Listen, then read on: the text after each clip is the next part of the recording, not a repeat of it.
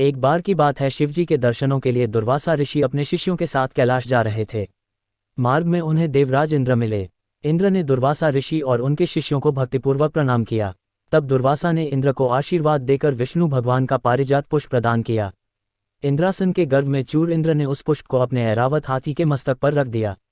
उस पुष्प का स्पर्श होते ही ऐरावत सहसा विष्णु भगवान के समान तेजस्वी हो गया। उसने इंद्र का परित्याग कर दिया और उस दिव्य पुष्प को कुचलते हुए वन की ओर चला गया। इंद्र द्वारा भगवान विष्णु के पुष्प का तिरस्कार होते देखकर दुर्वासा ऋषि के क्रोध की सीमा न रही। उन्होंने देवराज इंद्र को श्री लक्ष्मी से हीन हो जाने का शाप दे दिया। दुर्वासा मुनि के शाप के फलस्वरूप लक्ष्मी उसी क्षण स्वर्गलोक को छोड़कर अदृश्य हो गईं। लक्ष्मी के चले जाने से इंद्र आदि देवता निर्बल और श्रीहीन हो गए। उनका वैभव लुप्त हो गया। इंद्र को बलहीन जानकर दैत्यों ने स्वर्ग पर आक्रमण कर दिया और देवगण को पराजित करके स्वर्ग के राज्य पर अपनी परचम फहरा दिया। तब इंद्र देवगुरु बृहस्पति और अन्य देवताओं के साथ ब्रह्माजी की सभा में उपस्थित हुए। तब ब्रह्माजी बोले, देवेंद्र, भगवान विष्णु के भोगरूपी पुष्प का अपमान करने के कारण रुष्ट होकर भगवती लक्ष्मी तुम्हारे पास से चली गई हैं। उन्हें पुनः प्रसन्न करने के लिए तुम भगवान नारायण की कृपा दृष्टि प्राप्त करो। उनके आशीर्वाद से तुम्हें खोया वैभव पुनः मिल जाएगा। इस प्रकार ब्रह्माजी ने इंद्र को आश्वस्त किया और उन्हें लेकर भगवान विष्णु की शरण में पहुंचे। वहां परब्रह्म भगवान विष्णु भगवती लक्ष्मी के साथ विराजमान थे। देवगण भगवान विष्णु की स्तुति करते हुए बोले, भगवान, आपके श्री चरणों में हमारा बारंबार प्रणाम। भगवान, हम सब जिस उद्देश्य से आपकी शरण में आए हैं, कृपा करके आप उसे पूरा कीजिए। दुर्वासा ऋषि के शाप के कारण माता लक्ष्मी हमसे रूठ गई हैं और दैत्यों ने हमें पराजित कर स्वर्ग पर अधिकार कर लिया है। अब हम आपकी शरण में हैं, हमारी रक्षा कीजिए।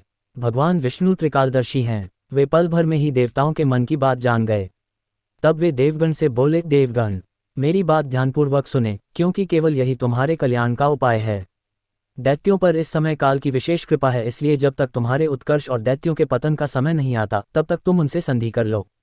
क्षीरसागर के गर्भ में अनेक दिव्य पदार्थों के साथ साथ अमृत भी छिपा है। उसे पीने वाले के सामने मृत्यु भी पराजित हो जाती है। इसके लिए तुम्हें समुद्र मंथन करना होगा। ये कार्य अत्यंत दुष्कर है, अतः इस कार्य में दैत्यों से सहायता लो।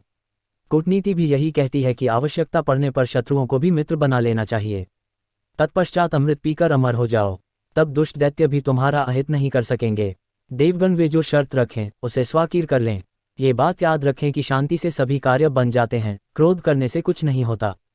भगवान विष्णु के परामर्श के अनुसार इंद्रादि देवगण दैत्यराज बलि के पास संधि का प्रस्ताव लेकर गए और उन्हें अमृत के बारे में बताकर समुद्र मंथन के लिए तैयार कर लिया। समुद्र मंथन के लिए समुद्र में मंदराचल को स्थापित कर वासुकी नाग को रस्सी बनाया गया।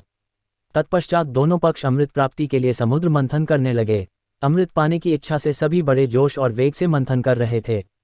सहसा तभी समुद्र में से कालकूट नामक भयंकर विष निकला। उस विष की अग्नि से 10 दिशाएं जलने लगीं। समस्त प्राणियों में हाहाकार मच गया।